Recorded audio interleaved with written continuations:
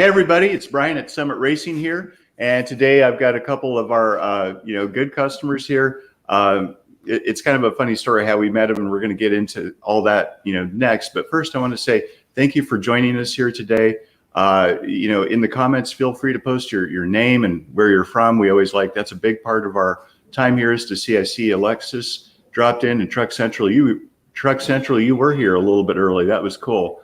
So at any rate, we love hearing your comments, and if you have questions, we've got a lot of talent here with us at the Horsepower Factory here today.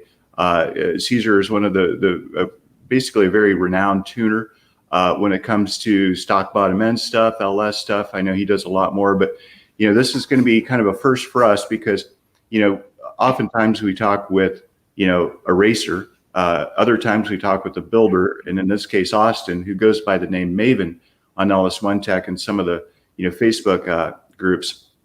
So he's a builder and a racer, and we're going to get into the racing he does. And then we have Cesar, which is he's on the tuning side of things, and it's his job basically to Summit Racing, we provide parts for you, but it's a thing where trying to keep your engine together, make it perform as it should. That's up to guys like Cesar here to make sure that everything stays in one piece. And so we've got Jacob just rolled in with us, and we got Raul. I think he probably knows. He's all about that Caesar sauce. HP. Yeah. Raul Gonzalez. I see the comments, so I don't know. Can we see the comments, right? Oh, you can? Oh, yeah. I'm taking a look at some of the comments over here, so I can do whatever we do here. All about that Caesar sauce. Exactly. All right. So Austin, I guess we'll start with you a little bit. Just give us a little bit about your background. In fact, both of you guys, if you want to just go, back and forth there, just a little bit about your background, how you got into racing, and basically your pathway. Cool. Yeah, I got my Camaro when I was 15, and by the time I was 17, it was already cammed and had headers and exhaust and all that stuff on it. And ever since then, I've just been constantly tinkering with it. I've had a bunch of them. Yeah, oh yeah, you have. That's another thing. He's a 4th gen F-body fanatic, addict, probably. How many 4th gens have you had probably by now, do you think? I don't know, 25? You're exaggerating. That's no way. So you're not in a little I've bought and sold a lot. Yeah. No, it's 15. One of the coolest things, that we spotted with you, we were introduced basically on LS1 Tech. We saw what you were doing. You were looking for a cam, and we'll get into that in a bit. But your pace of work is pretty awesome. And, it's a lot of us older guys, we got all the families and the work and everything, and we're all just kind of locked down with, stuff. But you're able to go out there and really put together a lot of stuff at a really quick pace. I mean, literally days, to do, something that would take a lot of people months, you're out there doing in days, So you build them and you run them, and then you just move on to the next project is basically how it works. Yeah, pretty much. That's what I've been doing. The secret is just don't get married. Yeah, there you go. Well, that's probably pretty hard with Christina, but yes, it is. A really good match for you guys. So yeah, you guys ought to meet his girlfriend. Beautiful girl, really cool. Goes out to the track with them, and they're an awesome, just a power couple, horsepower couple. Sure. Cesar, do you want to tell us a little bit about your background and how you got into what you do? Yeah. So, man, I started with the import, the import scene. Got a Nissan back in the day, like in 2007, 2006, 350Z. Then I started, scaling up to RX-7s, Supras, and then I kind of started tuning those. And a lot of my buddies were into the truck scene, into the LS scene, and I was tuning these imports, and they wanted a local guy to tune their LSs, and that's kind of how I started, getting into the stock bottom end deals, and pretty much, literally, just tuning full time LS, no imports, no other platforms, just LS, maybe some domestics, like maybe some Fords or some Dodge, but I'm pretty much at heart, I'm pretty much a import guy, a super guy actually. That's what I started with. UJZ, baby. Yeah, 2J guy. Yep. Yeah. So David Lindsay just joined us over here, and he's like 9 a.m. West Coast, and he's asking us to let him wake up a little bit. He maybe wants us to schedule this out for like a little later. Something.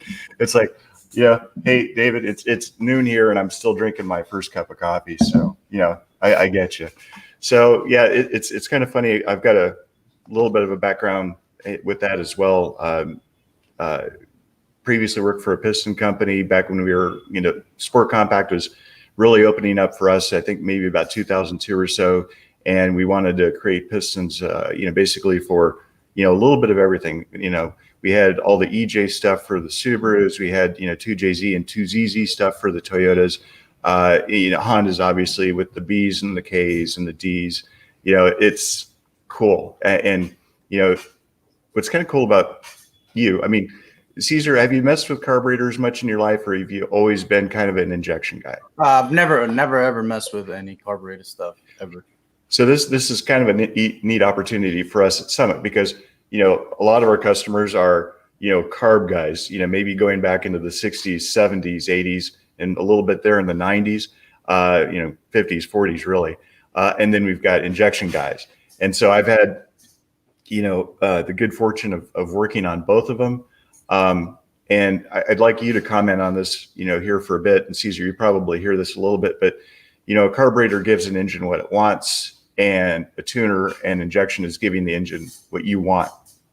So there's two different things, and I personally think that having that experience of I knew when an engine was too rich and what to do with it. Power valves and squirters and all that stuff. It kind of helped me be a little bit more in tune with what an engine want when it was injected. But can you tell us a little bit about how you learned, in terms of the injection side, what the engine needs to basically make power and survive? Well, when I first started, I of course read a lot of literature. Everybody kind of has the same idea, running a little bit, richer than lambda, in this case stoic, and it's going to make the best power. But in terms of deciding what I want to do is I just either go to the track and add fuel, pull fuel, see if it picks up mile an hour, or on the dyno, add fuel, pull fuel, see what it likes. But one of the most important things with fuel injection, in my opinion, is injection timing. So depending on your injector size, if the injector is, in terms of pulse width, you have very low pulse widths, you can adjust the end of injection angle, or in this case, depending if it's port fuel injection or if it's direct injection, you can adjust the SOI, which is start of injection, and you can have the same air fuel ratio, but you're going to have a more homogeneous burn, a better burn, and you're going to gain power because of that. So it's not like you mentioned, it's not what I think it wants, it's what it wants. And the way to pretty much put that into place is by testing it either at the dyno or at the track. That's pretty awesome. So folks, if you want to think about that, you've got your, how many ever milliseconds worth of pulse width out here. What he's talking about is, what time during that intake stroke is he starting to fire that injector versus the time that it ends. So that's the total number of milliseconds. And so he can move that thing a little bit to the left, a little bit to the right.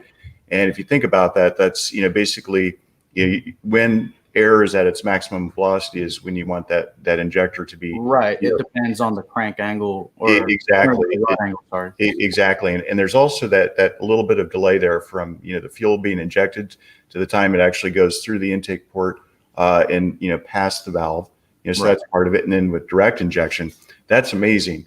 The first direct injection I messed with was actually, there was Mitsubishi engines actually that were about the first in the United States with it. But the Mazda Speed 3 was direct injected. And when we were messing with those, looking at when you injected fuel was very, very different than, a tune port car, for instance. And then you had different factories doing completely different things. Some of them adding almost all the fuel, even on the power stroke, or actually on the compression stroke. Stratified injection, that's what it's referred to. Right. And so that's actually something where we actually had to go to diesel specialists because they were actually the very first, you want to think about it, the direct injection were actually diesel specialists. You want to talk a little bit about that? I'm not an expert by any means. So the little I know is when I've never messed with a stratified injection controller, but I have read up on it.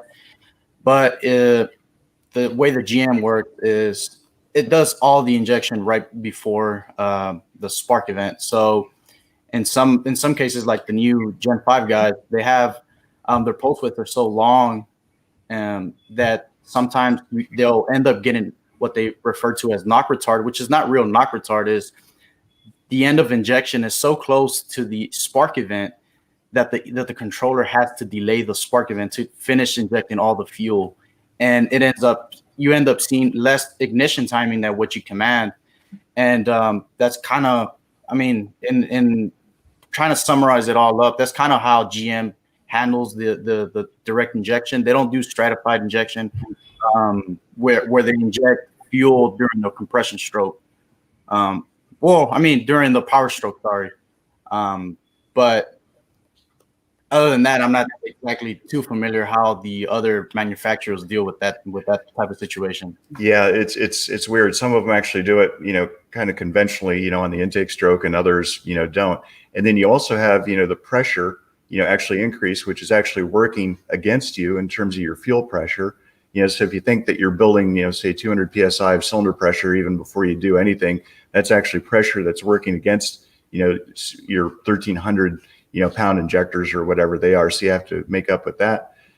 So it's even though the technology's been out really for GM with the Gen 5 since 2015 or so, it's still, kind of, I think the market hasn't caught up fully yet. I would think, it's hard, man. I mean, you're really taking us back to the days of, like, say 1983, 1984, when, the manufacturers in general were going from carbs to very, very antiquated, electronic fuel injection. And, everybody in the hot rod world were like, what are we going to do with this stuff? And it's taken us. Well, I mean, there are some guys in terms of tuning for GM. Actually, the Cobalt guys have a lot of experience with direct injection.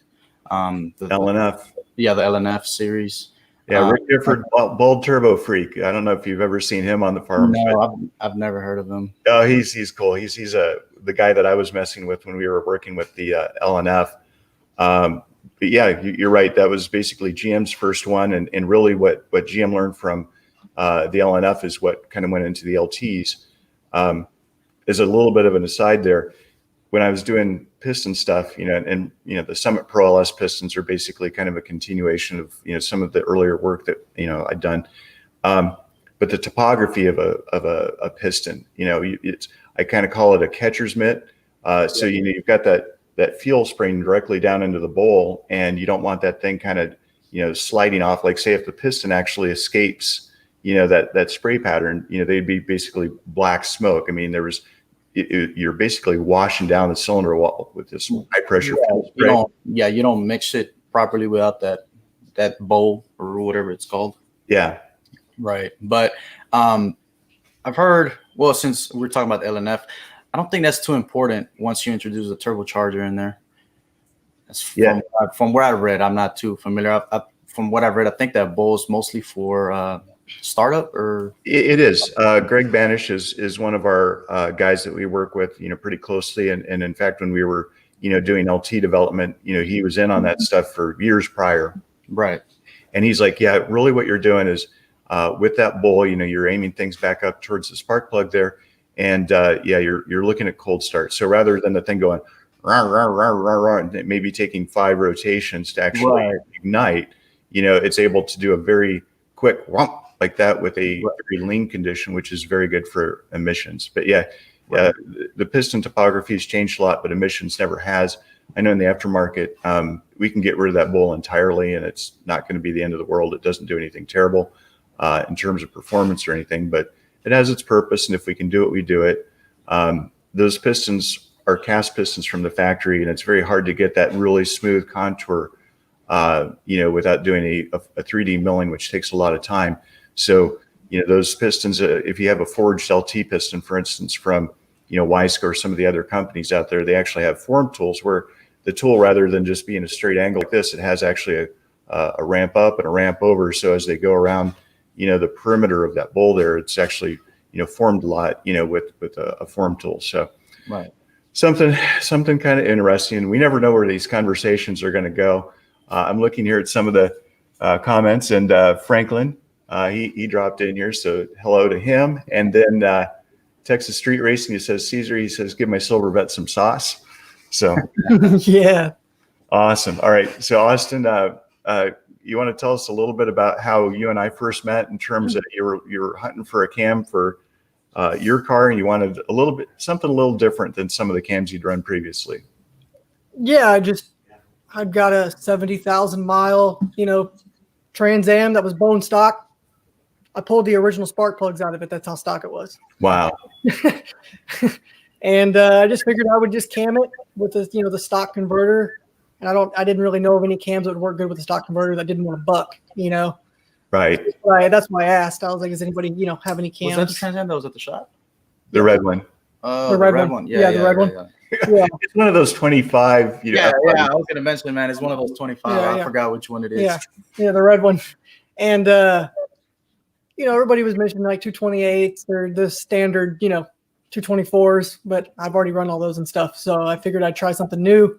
And that you had just released the Summit cams, a month prior, or almost. It was Independence Day of 2018, so July 4. And you were one of our, not one of our first customers, but at the same time, everything was new. The parts were not well known at that point, or I wouldn't say proven, because the parts were proven, basically through our testing. But in terms of people being like, do I want to run a Summit cam in my LS? And it's like, well, I think we kind of proven our point now, but I guess I would call you one of our early adopters. Yeah, for sure. So, I threw it in, stock heads, realized it made power all the way to 7,000, which was cool, for a little tiny cam. So then that's when I got the TEA Stage 2 5.3 heads. Used? Yeah, used. I got them used. They weren't new. From who? I got them used from a guy in New Orleans. I got them used some guy in New Orleans had them for sale. And I was like, cool. So I threw them on in a Fast 102, and then some Speed Engineering headers, and I found a used converter. The guy said it was a 4,000 converter, but it wasn't. It was a 3,000 converter, but it still worked really well. The whole combo worked. So, go ahead. Brian? Through LS1 Tech. Oh, through Tech. You're on Tech, Brian? Yeah, Brian. Yeah. Maybe. So yeah, there's a group of us here that at Summit Racing here that when customers have a question about a Summit part, whether it be on a forum or one of the Facebook groups, we just basically try to assist them, guide them a little bit on their pathway towards going faster. One of the cool things, and everybody knows it about Summit, is it's new parts, and in some ways it's expensive, but most important is that we don't want you wasting money on buying something and not putting your car together, and then 2 years down the road you change your mind, and you have $1,500 worth of parts that you can't use, and you have to sell them for pennies on the dollar. So it's my job, and a lot of people's job here at Summit Racing, to kind of help you figure out what you want to do next, make sure that you're buying something with the proper capability, so that you talk about injectors, for instance. It's like, well, do you need thousands now? Maybe not, but with the direction you're going to be in 3 years, you're going to need them later. And so, we just basically help you figure out, like, okay, don't spend good money after bad. So that's kind of what we do on the forums there. And then, when you were asking about the cam, we suggested the Ghost Cam, what would later become to be known as the Ghost Cam, because originally it was the Stage 1 Turbo Cam, SUM-8715, SUM dash. And we're like, this would be a really good cam for what he's trying to do with it, with the converter and the idle and everything he was looking for. And so that's what you went with. And then, like you said, you went with the heads, the intake, and really the combination was just perfect. And you went, 12s and then 11s, and eventually dipped into the 1080s, at just under 125, as I remember. Yeah. Yeah, because the dyno the same as a trapped, which is good. Yeah, it doesn't happen all the time. So that's exactly it. So you can make horsepower and not have it run down track. Your combination was as perfect as I've ever seen in terms of, for the number that it made on Cesar's dyno. That thing at 3,650 pounds race weight was definitely moving. And people were kind of questioning that a little bit earlier on, because Cesar, you don't use a dyno jet, And so your horsepower curves appear differently in a graph, versus a lot of people's. And so they were wondering how that would translate. And it wasn't until the car really went down track that people saw that 450 horsepower is what that thing was doing with the stock bottom end. Right. But actually, no, I do end up using a dyno jet. Actually. Oh, you do? Yes, I do have a dyno jet. Okay. But the numbers, I mean, at least locally, my dyno reads, whoa. A lot of people say, whenever I tune a vehicle, it's like, man, it doesn't make that much power.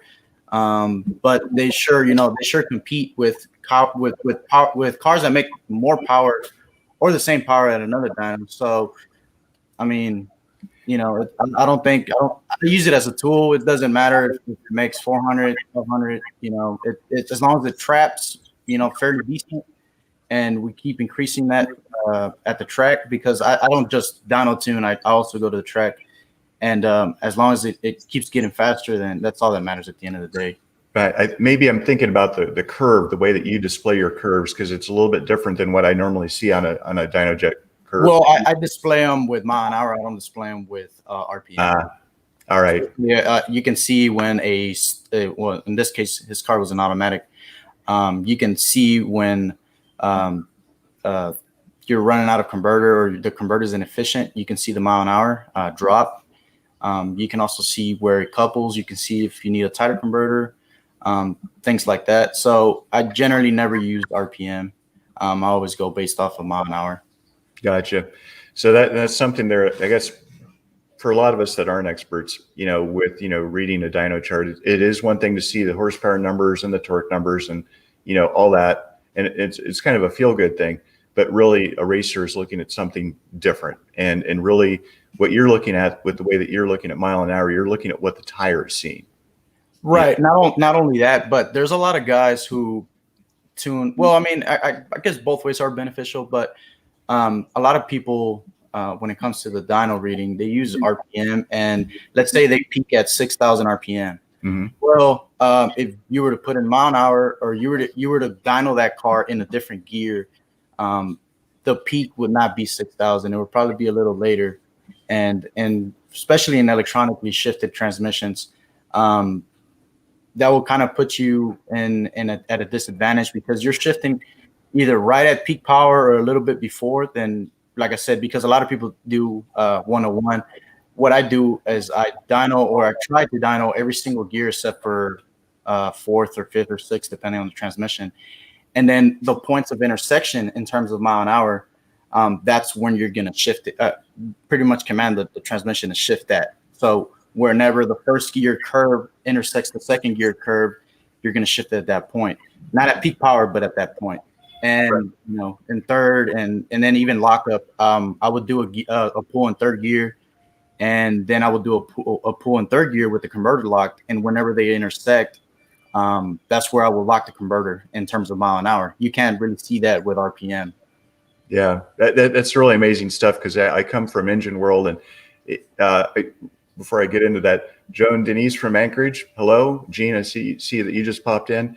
So I come from engine world. I do engine internals for the most part, a little bit of other things too, but you've got transmission people, you have engine people, you're a tuner guy. And so, part of the reason why, Austin's car did go as fast as it did is because you're really applying the most amount of horsepower exactly when the car could use it. And you're using up every bit of that engine, basically to get the car down track. And then Austin, you sold that car, to another fellow that ended up putting a true 4,000 converter in it. I think he even went quicker yet, but yeah, he went a little faster. Yeah. So it's just cool stuff. So since you've had that car, like I said, you're always doing something.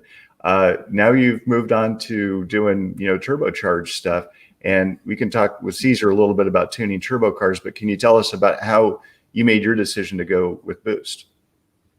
Yeah, I wanted to do no prep races and stuff, and you got to have a bunch of power. Because you were in Louisiana at the time. Yeah, because I was in Louisiana at the time, at the pad. Mexico? Yes, sir, Mexico. And, Cajun Mexico. Yeah, Cajun Mexico. And, you got to build a back half, people, right? Right. You have a bunch of power to do that, especially if you're putting it down on gravel. a lot of the times, Right. the roads aren't the best. So Yeah. that's why I decided to go with turbo. Plus, Cesar is one of the best tuners Man, for turbo stuff. every time he comes to the shop, it's always a turbo vehicle on the dyno. So yeah, every single time. That wasn't hard to persuade him. Yeah, no. Exactly. I mean, turbos really, going back to sport compact days is, really when, you got experience with boost and what it can do, because imports, weren't that fast with the exception of small motor cars back in the day, but, they were boost. And then, a lot of us graduated from, maybe shouldn't use the word graduated, but went from sport compact into Euro, or maybe we went domestic, but you're used to boost, you're used to what it does, you're used to how you need to tune it. And so, boost is horsepower for the masses now, and you're able to do it very inexpensively. You can buy stuff here, we've got the VS Racing turbos here that are very inexpensive, high quality, definitely, they make people happy. So you want to go into a little bit about how you feel things have progressed over the last 10 years in terms of domestic and boost? I mean, just to put it into perspective, I remember, I think I had a Supra, like I said, man, I think the turbochargers were, even like the no-name brand, were somewhere in the 1,500, 2,000s for like a small 76. Now, I mean, VS Racing, Summit, even the no-name guys on eBay, they're like 200, 300, maybe, $500, and they're a great charger. But in regards to the technology, in terms of the domestics, I think people are starting to realize that it's all about getting a bigger turbo. A lot of people were all trying to spool quick, kind of like a nitrous vehicle or like an all-motor vehicle. Now everybody's moving towards the big turbine housings, the T6s, sometimes the B-band setup. And then you try to compensate for that turbocharger either with the fuel in terms of E85 methanol, or you can get a cam designed for that application. And I think one of the most important parts is the converter. So a lot of people are trying to move in, like I said, from the smaller housing turbochargers, which that's what I started tuning.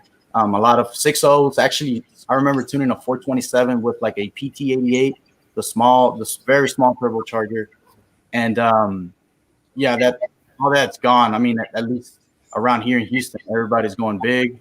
I remember I was one of the first. Well, I would like to think I was one of the first in terms of the stock bottom ends to put big turbochargers in small motors like a 4.8, 5.3.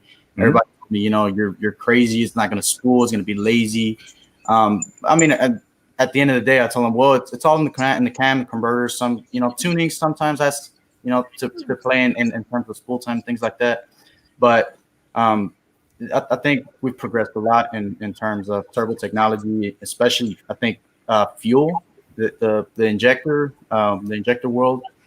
There's a lot of quality injectors out there now that flow ridiculous amounts of fuel.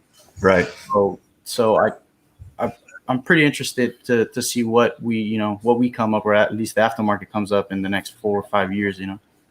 Yeah. So folks, he's talking about boost strategies, and it's, again, your car can only make X amount of horsepower and torque in first gear, or, X amount in second gear, and still basically apply power. So he's basically talking there about, getting the power coming in exactly where you need it. And I agree. It's pretty awesome to see the aftermarket ECUs, what they've done, lately, in terms of being able to do this. Some of the, the injection systems, even going 10 years back, they had a lot of technology, but they were $10,000, $15,000, $20,000 Motec systems. Yeah, Motec, and I mean, I guess the racer back in the day would use like a big stuff, right? Or something like that. Yeah, yeah. And they've all come a long way, and it's just become less and less expensive. And then tuners like yourself are just getting smarter and smarter about learning. I learned something new. I try to learn something new every day, for sure. Right, and I like really the community of tuners out there. Calibrated Success, for instance, where you can bounce ideas off of each other. And when you're running into something weird or different, you can go on there and people are willing to share a little bit about what they've learned. And I know that you can't share everything, but at the same time, I was talking with Judson Massengill about, at least helping a guy up to the 95% level, and then from there, well, you can't let them ever beat you, but at the same time, you can let them kind of get a little closer to you. Right. Yeah. Right.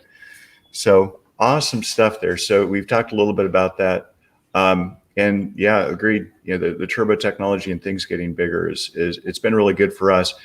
And I guess if you want to talk about 4.8s and 5.3s and 6.0s, and stock bottom end stuff, you're really well known for doing stock bottom end stuff that really lasts. You're not breaking parts, throwing rods out the side. Do you want to talk a little bit about not your secrets, but just some of your thinking about Yeah, I mean, there's no secret. I think all of the magic happens, in my opinion, is not the tuning. It's actually the combination of parts and the end user. I mean, I can kind of tell when an engine is not going to last as long just by talking to the owner. So I try to educate anything. Yeah. So the obvious is have a AFR gauge, have a boost gauge. Have safeties built in sometimes into the boost controllers, the electronic boost controllers. Some of the aftermarkets like the GFB, the eBoost, I think the Innovit has all safeties built in. If you're using Holley, I mean that's a no-brainer.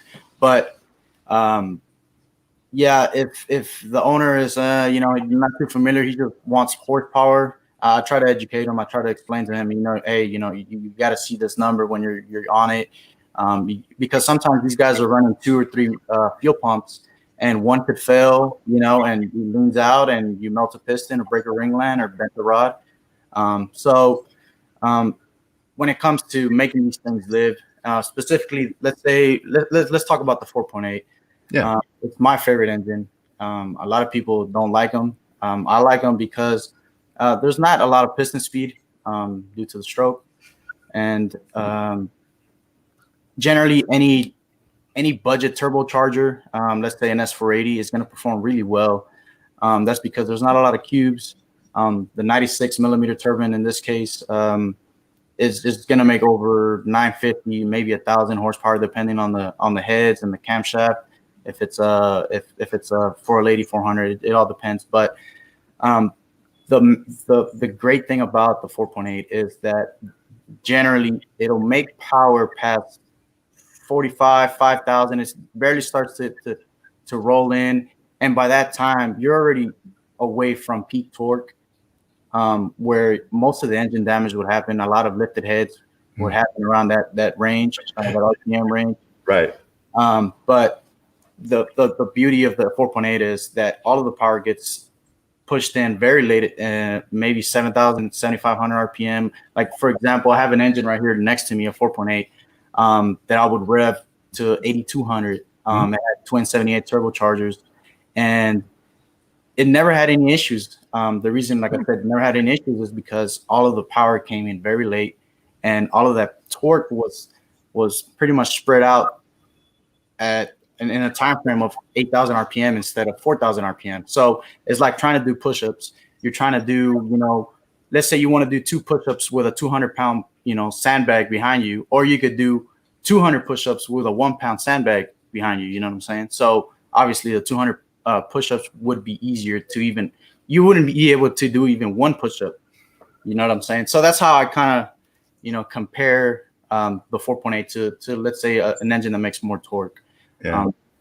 But now with like I said, with the Holley and maybe Motec Pro EFI, you can incorporate tuning strategies in terms of, like, let's say you can log coolant pressure, and you can pretty much, let's say you have a rise in coolant pressure, you can reduce the ignition time, you can reduce the boost, or even if you're running a drive-by-wire throttle body, you can close the throttle blade shut and prevent any engine damage or lifting a head or bending a rod, anything like that. There's also another strategy where you log crankcase pressure. Not a lot of guys do that, but a rise in crankcase pressure will also be indicative of knock or some type of rattling of the piston. Right.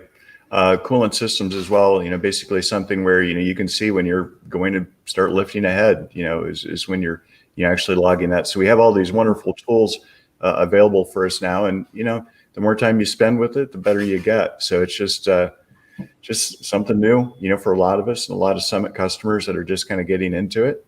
So it's a whole new world, but there's a lot of cool, fun stuff you can do with it. Yeah, and I mean now you have I mentioned fuel technology. Well, now you have ethanol. You have VP Racing, one fuel, one ethanol. You have high quality fuels, and they're not too expensive compared to back in the day. I remember I would turn on C16, you know, and that was maybe, I don't remember, maybe $15 a gallon or something like that.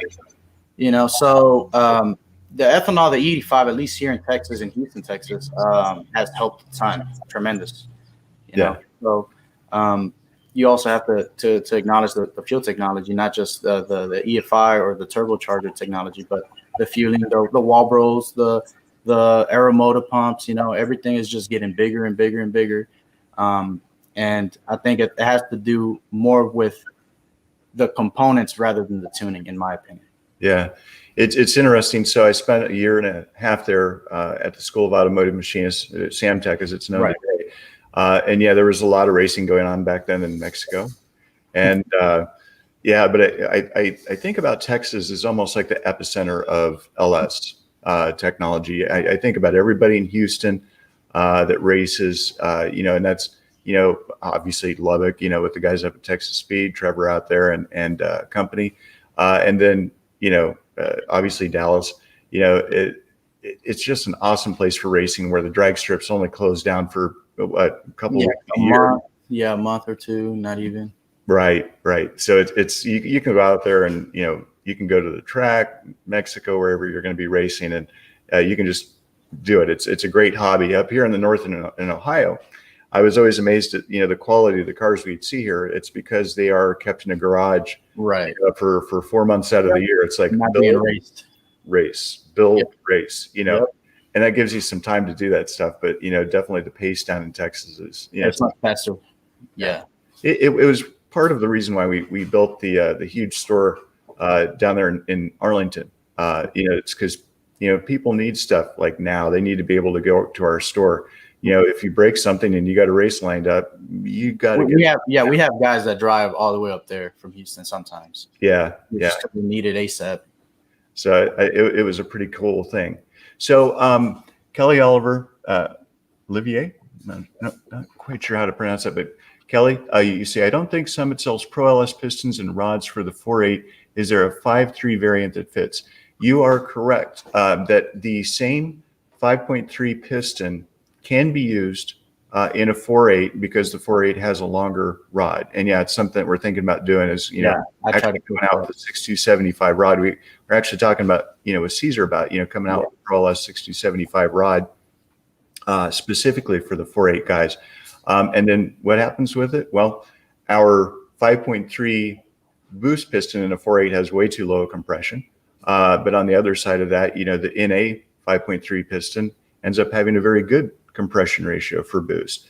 And they're all built, with the same level of toughness. So if you actually look in our catalog, you'll actually see 5.3 and 4.8 pistons that have the exact same part number. We just basically have given them two different compression ratio ratings. But same piston, it's just, the shorter stroke is offset with the longer rod there. So that's a great question, Kelly. And it's just something, we're working on. And the pace here in 2020 has been slowed down a little bit in terms of product development, but, we're still got a lot of cool parts coming out all the time. And there's going to be about product development. What do you guys do when it comes to like R&Ding for, let's say, a camshaft? Do you guys do like a Superflow, or do you guys a Spentron, or do you guys contact another manufacturer and ask for tips or clues on how to design a camshaft? It's kind of a fun thing. So I come from piston world, but I've always loved cams. And so I've got a local tuner up here by the name of Eric Johnson over at Backstreet Performance. And anytime that we had cars coming across the dyno, we'd be looking at the curves, looking at the cam, looking at the combination. So it really helped me in terms of seeing what cams were successful, which ones weren't. And then I basically put everything into a huge spreadsheet and looked at the valve events. And so I am a valve event person. I know those very well. But at the same time, I'm not the guy that knows, the math. Gotcha. Right? And so basically I give them targets of, 6,000ths I give them, numbers at 50. I give them, valve train mass, like my spring weighs this, my retainer weighs this, my rocker is this. Right. And then they basically will give me the accelerations that we're looking for. And like you're saying, back 10, 15 years ago, these cams, some of the lobes on them were just awful. I mean, they would basically run up to maybe 7,000, extremely hard. The ramp rate was, very aggressive. They were really pretty crazy. And so they'd hit 7 and then they would just nosedive. Flap, yeah. Yeah, right. And so all the Pro LS cams in particular, we really want those things to carry well. And we've designed them around the very, common, the common springs. Like we're not designing them around, $1,500 set of, springs. We're really designing them around a set of $250 or maybe $350, spring packs. So we want everything to be happy. We prefer a factory rocker with a trending kit to a lot of roller rockers. Yes, for sure. We get a lot of, we don't get a lot of them, but it's common to see guys with aftermarket heads with Yellow Terra rockers or weird stuff like that. It never works. They don't set lash properly, and it never works. We always resort back to the factory style rockers. So they're just light. It's one of these things where if you're playing horsepower games, there's a lot of people playing the stock engine game where they play games with that rocker, which they make 5 more horsepower at that peak, but they absolutely lose the next 700 RPM that would actually help the car go faster down track. Right. So all the Pro LS cams are designed like that. So we've got a lobe designer that I give them the targets, and then they give me the accelerations to achieve that with the mass, and they are awesome at their jobs. These things are very expensive to engineer, but we don't do one cam. That's one thing that we want to talk about, the cost of a cam a little bit here. When you have them done in the quantities and the run sizes that we have them done, you design something really well one time, and then you reproduce it hundreds and maybe thousands of times. Right. Get the money back out of it. And so we can afford to price them where, they're very aggressively priced, I guess I'd say. They're not the least expensive thing out there, but they're not the most expensive. But the performance can be as good or better, versus a lot of others. And that being said, Summit Racing, we've got everybody's cams. Brian Tooley's cams. We've got the Cam Motion cams. We've got the Comp cams. We've got the Howard's cams. So, if we don't have something, because our offerings, there's only really about 20, 21, LS cam part numbers in particular, but you may need something different. You may need solid roller, for instance, for some of the builds. We've got all that stuff available, great companies, great people to work with. I'm friends with pretty much everybody in that industry on a first name basis. So it's a fun part of this game in the aftermarket, to be working with these folks, a lot of them who develop parts, in conjunction with us. So it's all part of the fun of parts development. Pistons and rods, it's the same way. I came from a place where I did things from year to year to year, and things grew and grew and grew. But if I knew then what I know now, that product line would have looked a lot different. And so that became the product line that Summit Racing is currently selling. Is I just took every trick that I knew from 15 years of work, and I built them into a really nice little pistons line of pistons here with the rest of our team here in product development.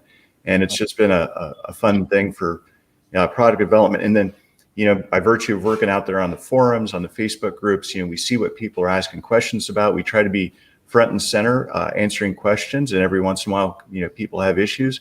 We need to know about all that stuff. So we really pride ourselves on the customer service side of that. We're the best at that. Pricing is good, but it's really, backing things up with our, return policies. Support. Just support. Yeah. Taking care of people. And you guys are the exact same way. So yeah, that's kind of what I can tell you. And there's always something new that we're the team here is working on, and there's going to be a couple pretty cool things that you're going to be seeing by the end of 2020 here. Sweet. And there's 2021. I hope you release a 4.8 rod. It's happening. It's happening. Awesome. So yeah, and it's one of these things where, and Cesar, you remember this probably better than most. It's like people thought you needed a 6.0, and then no, it turns out that the 5.3 was a better engine for boost. And then, people, then the price of 5.3s in the junkyard start getting to be more than 5.7s and 6.0s because they ultimately have more capability. And 4.8s for right now are still relatively inexpensive, but even the price on those are going up because you can make a lot of power with those. Yeah, everybody who sells it is like, oh, we'll make a great engine for boost or things like that, So the knowledge is out there. Is just people willing to do it. Yeah, and so a little bit about it. We can you can. Well, you've pushed in particular, a Gen 4 rod, quite hard. I don't know what your record is for a rod that doesn't go all bendy. For the stock bottom end, Uh-huh. Gen 3's 1100 to the tire, and that was on a 4.8. Yeah. And on a Gen 4 was 1250 on a 6.0. That's awesome. Yeah. So for people like me, those are crazy numbers, like all these preconceived notions of how fast you can go at the given level of part. And I personally, I think it's awesome because you may not need a Pro LS rod now, but the way that horsepower technology is progressing, you're going to need it at some point. Eventually. Yeah. Yeah. And the parts are priced right anyway. So it's just a little bit of basically a safety net. So if you do have a bad fuel pump day, a bad injector day, right. If you have something happen, bad coil day, it's a safety net where you can, it's just keep your engine together without you having to spend thousands more dollars. So talking about stock bottom end in terms of the blocks, obviously iron, is the way to go. Right now, the 4 head bolt situation is kind of the toughest thing. So people are running studs. Now they're converting to, 1/2-inch head bolts, anything basically to keep the heads down at this point before they go with a dart block, for instance. Yep. So you want to talk a little bit about, well, really, I guess, Austin, and it's you that's, you've really pushed the limits of really what head gaskets can take. And you've actually done a lot of research into what lives and the point of failure there. Yeah, I mean it's mostly R&D in terms of blowing cars up or whatnot in terms of figuring out what works and what doesn't work. But a lot of guys are now using CA625 studs. Well, they've been using them, but now it's a little bit more prominent. And people are just saying, you know what, I'm wasting $900 to $1,500 every 10 passes. In terms of swapping out heads or maybe head gaskets, I'm gonna just go ahead and buy the CA625s. I think they're like $900 or something like that. Yeah. And, if you're lifting heads with those studs and maybe a 3 1/4 deck, then you might have some other issues in terms of the block. Yeah. I've done, I believe, 1450 on a stock block. So I think the stock block is pretty strong. There's some guys that actually do fill them with grout or quickcrete, whatever it is, and they end up going ridiculously fast. I think Capizzi is one of those, and generally in terms of lifting the heads, I think it's more of the combination. Like I said, it's a bigger turbo, bigger turbine, not having as much back pressure. A lot of the times the head lift is because you have so much back pressure at high boost numbers.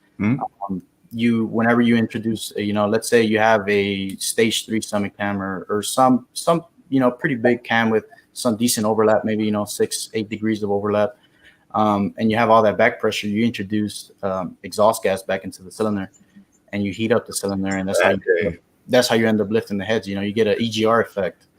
So that's why whenever the turbocharger is pretty big, maybe people are gonna not agree, but in terms of cam selection, I don't worry too much. Whenever the turbine housing is the turbine housing and the turbine are pretty small, then you're gonna get that back pressure for sure, and the camshaft that you select is gonna make all the difference in terms of longevity and lifting heads, and just make it repeatable, not overheating.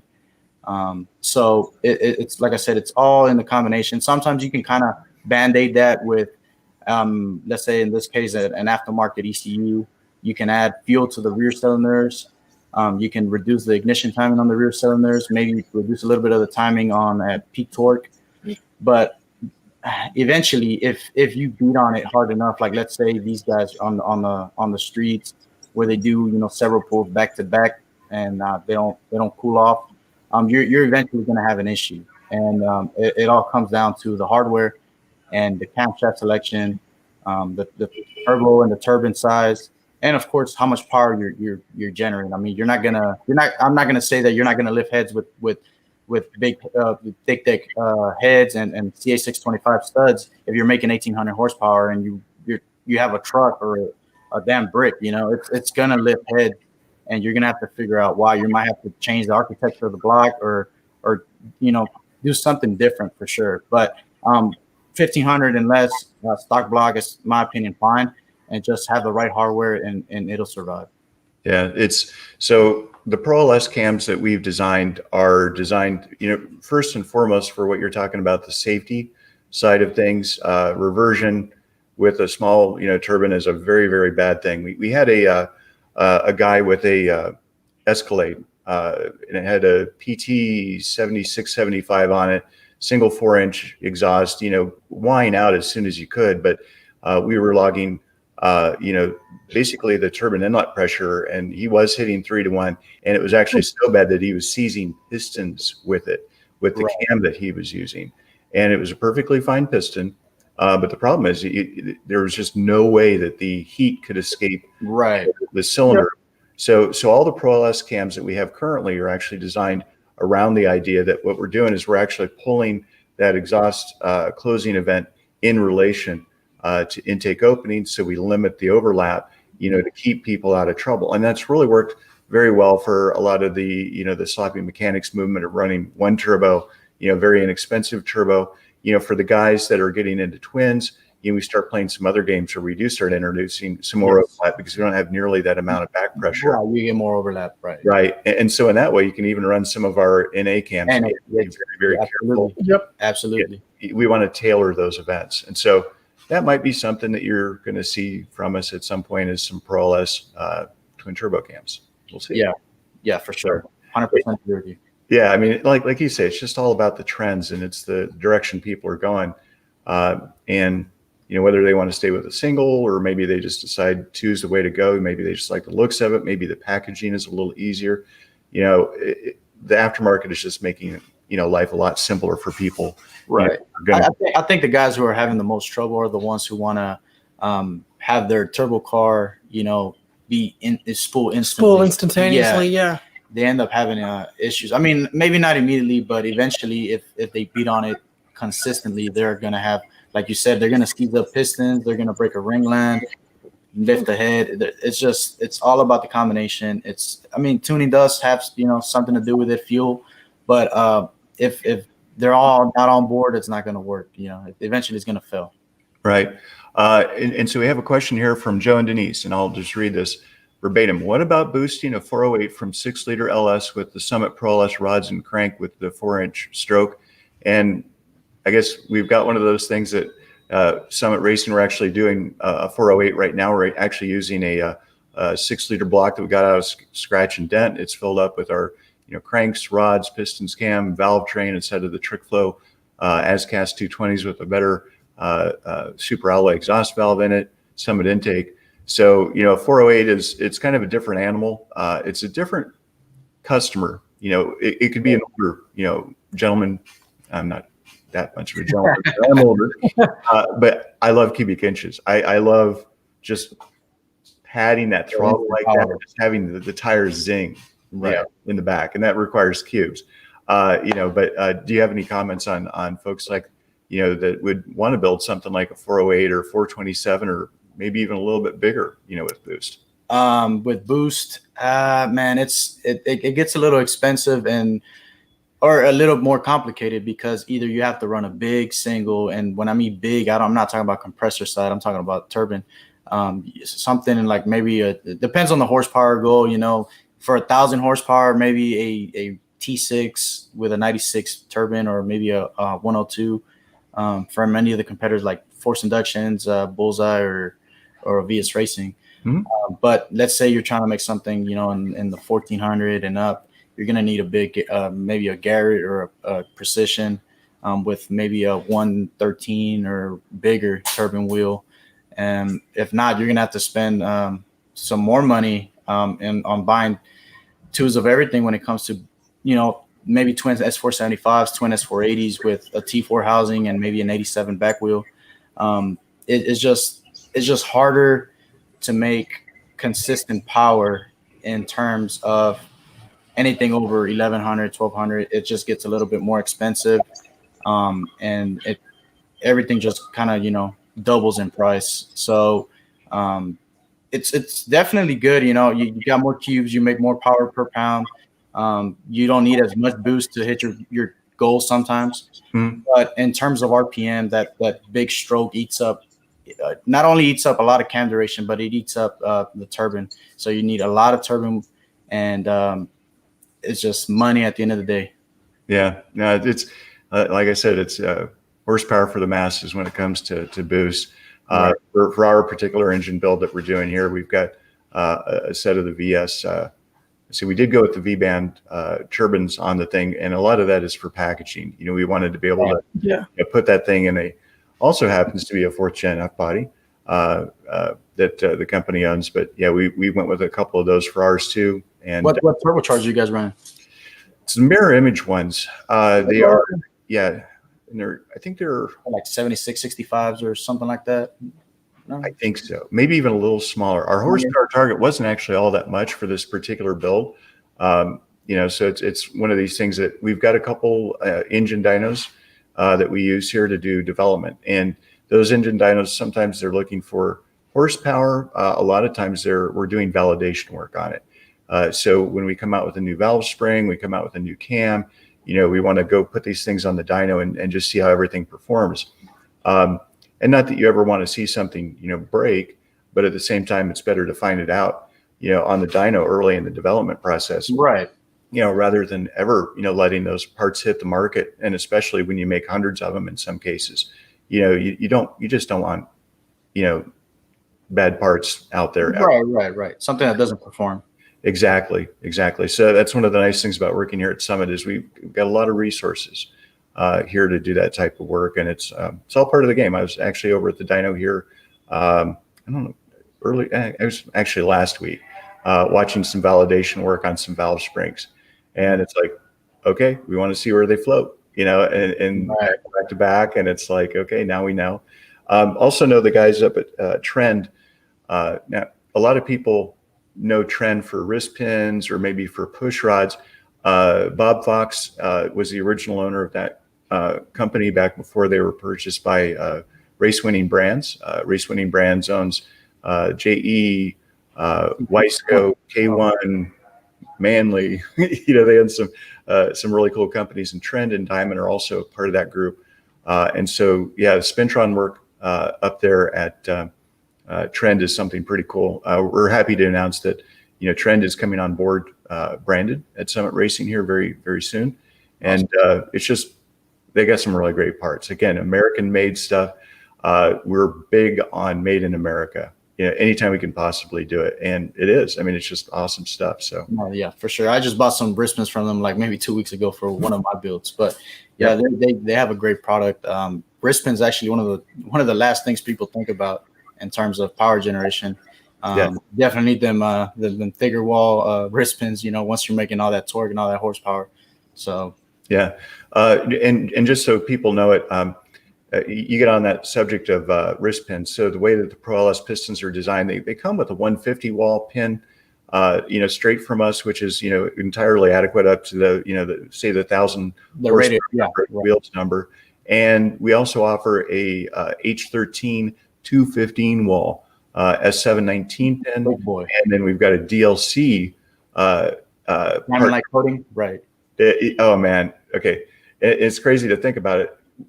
Pretty much the most expensive on the shelf wrist pin you can buy for a 2 1/4 inch LS piston application is a Summit part number SUM-S720. They are not cheap, but they are the best, and they are awesome, and they are the strongest. Yep. And we bring them to you at the best value we possibly can. But we recommend those really anytime you're going to be going over 1,000 at the wheels.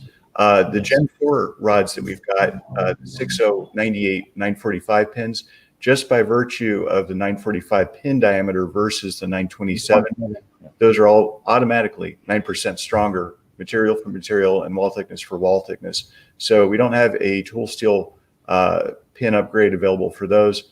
mostly because we just haven't really found the limits of what we offer already. Right. It's a possibility, but again, just right on the shelf. And if somebody needs it, it's there. Right. Yeah, it's cool. Yeah. So Austin, let's talk a little bit about your turbo car. How fast was it going pretty much out of the gate, and in terms of, what it took for you to fit your system to it, basically your process of what you found. Yeah, I mean, originally I had a stock bottom end Gen 3 5.3, and we put a 88 102 from VS Racing on it with the stage 1 ghost cam. Yep. And we made 3 passes at the track, and we went 122 to the 8th, then 124, and then 127. Yeah, 127. And then 127. And I weighed the car at the track a couple weeks ago, and it's 3,600 with me in it. So it's not light by any means. So it was making some steam for sure. And go ahead. I pulled that motor out. It was running. The engine was fine. Nothing ever happened with that guy. And it's in another car now that's about to get built with, I don't know, I think they're doing twin 62s or something like that. Okay. And I did a Summit pistons and rods on a 5.3. I never took that engine to the track. Had some problems with bearings, but when we pulled it apart, the pistons and the rods were beautiful. The coating was still on the pistons. There was no issues at all there. So that's getting rebuilt right now at another shop. And then currently I have a stock bottom 6.0 in it with the same turbo. And I've been beating the snot out of it for the last month and haven't had any problems. And you've got another one in the shop getting ready to, hit the car whenever you're ready. Yes. Yeah. I've got another 6.0 block, iron block, and I've got Summit crank, Summit rods, and Summit pistons in it. Yeah. Just the 5-over pistons, flat tops. Yep. Didn't do dished. I did flat tops so we can put compression in it. It's going to get 1/2-inch head studs. Yep. And I'm going to put my as cast PRC 220s on top of it. Right. And I'm going to hit it with a 94 millimeter. Awesome. Well, so that's basically what you're doing now. You've also got a C6 Corvette. You still have that, right? Yes, sir. Still have it. Yep. So, still have that. It's always hard to tell with Austin because he goes through these cars and he builds them and then he offers them up for sale. You had what was that GMC SUV thing you had? I didn't have a GMC SUV. That wasn't me. Was it the Blazer? You had a Blazer. Oh, I did have a Blazer. I did have a Blazer. Okay, I forgot. I did have a Blazer. I forgot. Yeah, I had a Blazer with a 6-liter in it. I put the ghost cam in it.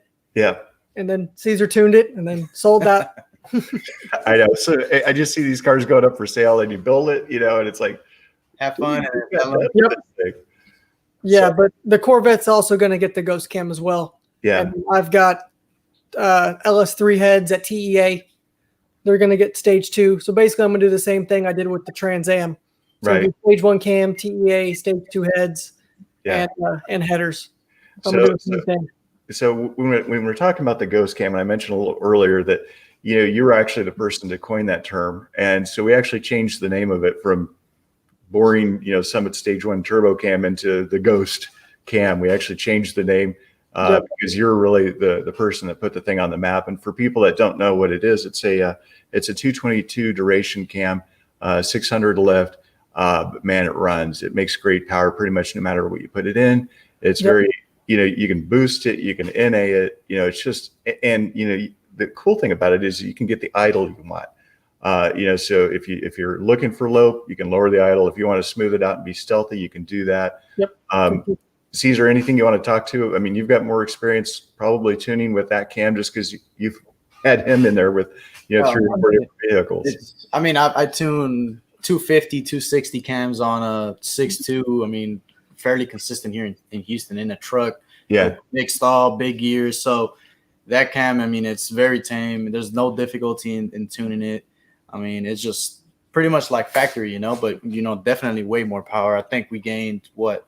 Have we installed it at just NA? I don't think just by itself. Not just by itself. No, but it generally, regularly makes more than 400, on Toronado. So yeah. It pretty works good. great. Yeah, our buddy Mike just reset the record Oh yeah, the for BMW. the BMW E90 Chassis. chassis record, He has that camshaft in there. and he's got the ghost cam in it, Yeah. and a VS 7875, The and he guy's went what 920 at 148. Yeah. And the car looks like, I mean, I saw the video that you posted of that thing, you know, going down track and everything, and it's like, it's mild, and you hear this crazy idle, and it's actually the car in the It's the competitor car. Yeah, it's not his car. And then the competitor goes down track, and then his car is just like, you know, Yep. like funny, just like that. Yeah, and catches up to him and beats him. And he catches up to him and beats him. The guy wasn't very happy about that. Yeah.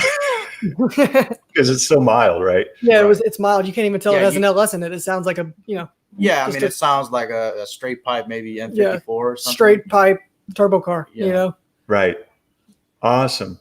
Yes. So I'm looking here at some more of the comments. Just Missy, see you over there, and Alexis, see you there again. All right. So I guess we talked a little bit about what's next. Do you have any other plans you want to talk about, or you know, just what's up for 2021? just get that Summit motor in my car, basically, That's it. and That's turn it up. Do you have a goal in terms of times, you know, for that car? I wouldn't say times. I think it'd be cool if I could go 135 in the eighth. Yeah, That'd be cooking. that would be cooking. And again, I watch your videos out there in Mexico, and it's pretty cool to see a car heads, you know, pulling the wheels, you know, as it does. It's pretty cool, and just always enjoy your development, guys. You know, for our customers out there, if you ever want to go, you know, learn a little bit more about this cam, you can just put in, you know, Summit Ghost Cam, and one of the threads that's going to pop up is, you know, Austin. You're going to see Maven, MAVN. Yep. Is the name that you go by on LS1 Tech and some other places. But the thread is 36 pages long. There are as of yesterday, there were 669 different replies to it. And one of the coolest things about this is that it never got devolved into nastiness. There's always some people that are kind of doubters that can easily turn into haters, and you just water off a duck's back for you, Austin. And that's one of the cool things about working with you is it's just like, I make this, it goes this fast. Here's what it does. Here's the parts I got inside. Yeah. And that thread was one of the very best ones out there for educating people. So that's kind of a common mission, you know, for both of us, and Cesar, you as well. On that real quick, on the Summit website, if you ever go into the customer help section, you're going to see a search bar there, and we've got all sorts of articles on just all sorts of stuff. You can put L76 in there, LS2, and we've got, you know, charts and guides and, you know, upgrade guides. So there's a lot of resources out there. You know, the On All Cylinders blog has a lot of articles that we've done on, you know, the pathway to power, you know, starting with a cold air intake and headers and a muffler, you know, to, you know, finally getting inside the motor, what happens with boost, whether it's with turbo supercharging. So we got a lot of resources out there for folks, because we just, again, trying to make people successful on their upgrade path, because it never ends. You know, Austin, I know you're going to be still doing this stuff when you're 65, and you're going to be running 4.0s in a street car, you know. Hopefully, It's going to be supercharging In the quarter, you know. supercharging Teslas. There you go. So awesome. All right, guys, thanks for joining us here today. Any other things to cover? I think we pretty much covered everything. Yeah. All right. Well, again, thank you very much for joining us here today. You know, these are always fun, and we'll get back with you again. Cesar, it was really good to kind of meet you in person. And It was a pleasure. I think we covered a lot of pretty hardcore stuff on tuning today. Probably next time we'll go into more specifics. Okay, if you'd like to do that, I think we're up for it. Yeah, we just brushed, you know, the surface of it. Yeah, no, that's awesome. All right, guys, I guess we'll sign off here today. Summit customers and our fans out there, thank you again for joining us. We'll be back next Friday with who knows what, but it's going to be cool. Thanks, Brian. Thanks.